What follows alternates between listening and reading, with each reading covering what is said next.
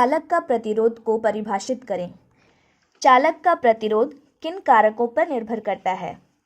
प्रतिरोध पदार्थ का वह गुण है जो धारा के प्रवाह में रुकावट डालता है। किसी चालक का प्रतिरोध निम्नांकित बातों पर निर्भर करता है। पहला, चालक की लंबाई। दूसरा, उसके अनुप्रस्थ काट का क्षेत्रफल। तीसरा, उसके पदार्थ की प्रकृति पर। चौथा, तापमान। 2 ओम, 3 ओम और 6 ओम प्रतिरोधों के 3 प्रतिरोधकों को कैसे जोड़ा जा सकता है कि कुल प्रतिरोध हो? पहला 1 ओम, दूसरा 11 ओम। कुल प्रतिरोध को कम करने के लिए उसे पार्श्व क्रम में जोड़ना पड़ता है। इसलिए तीनों प्रतिरोधकों को पार्श्व क्रम में जोड़ने पर 1 ओम आएगा, जो कि निम्नांकित है।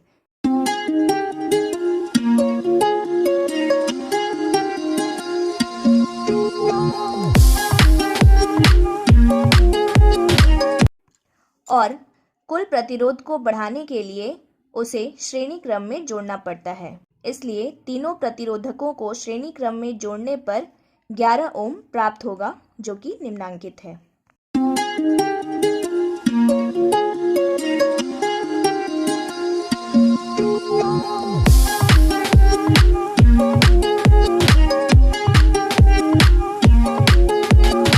इलेक्ट्रॉन का स्थानांतरण के द्वारा Na2O, NaCl तथा MgO का निर्माण दर्शाएं। इलेक्ट्रॉन के स्थानांतरण के द्वारा Na2O की रचना।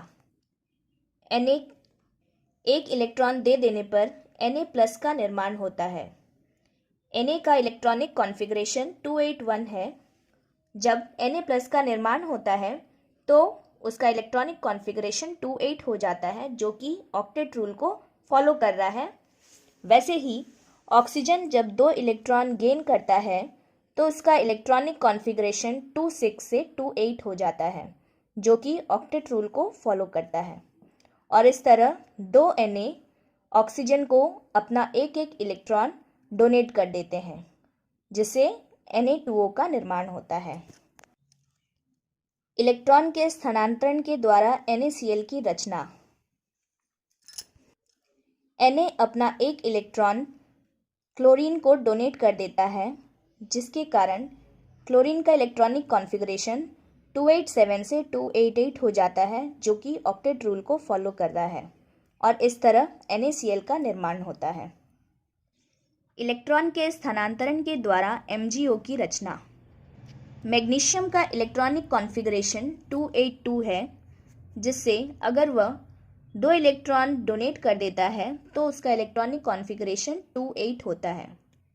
उसी तरह ऑक्सीजन का इलेक्ट्रॉनिक कॉन्फ़िगरेशन 26 है, जो कि 2 इलेक्ट्रॉन अगर ले लेता है तो उसका इलेक्ट्रॉनिक कॉन्फ़िगरेशन 28 हो जाता है, जिसके कारण दोनों ही अपना ऑक्टेट रूल फॉलो करने लगते हैं।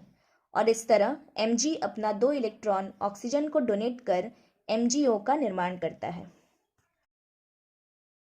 संकलन एवं प्रतिस्थापन अभिक्रिया से आप क्या समझते हैं?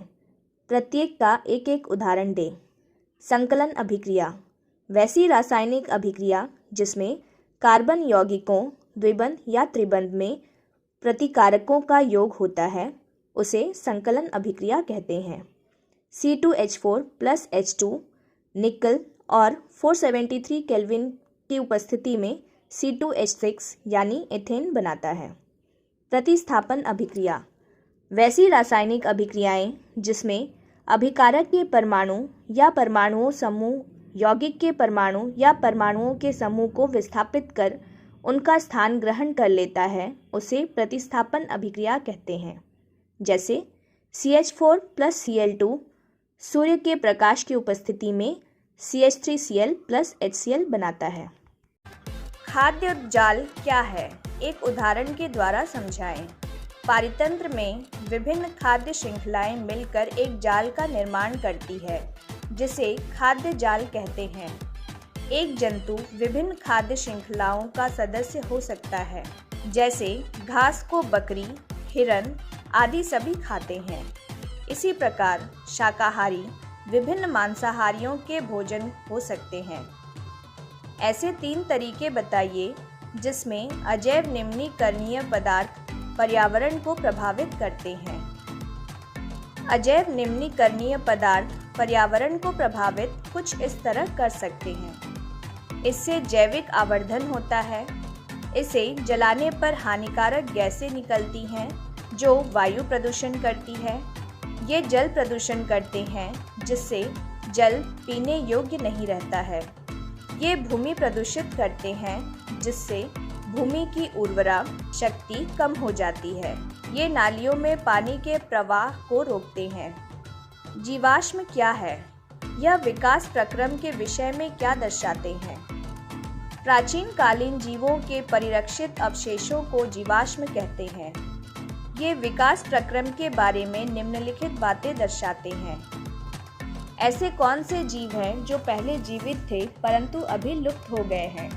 इनके अध्ययन से जैव विकास के प्रमाण मिलते हैं। जैसे आर्कियोप्टेरिक्स एक ऐसा जीवाश्म है जिसमें सरीसृप तथा पक्षी दोनों के गुण पाए जाते हैं। इससे इस बात की पुष्टि होती है कि सरीसृप तथा पक्षी दोनों का विकास एक ही पूर्वज से हुआ है।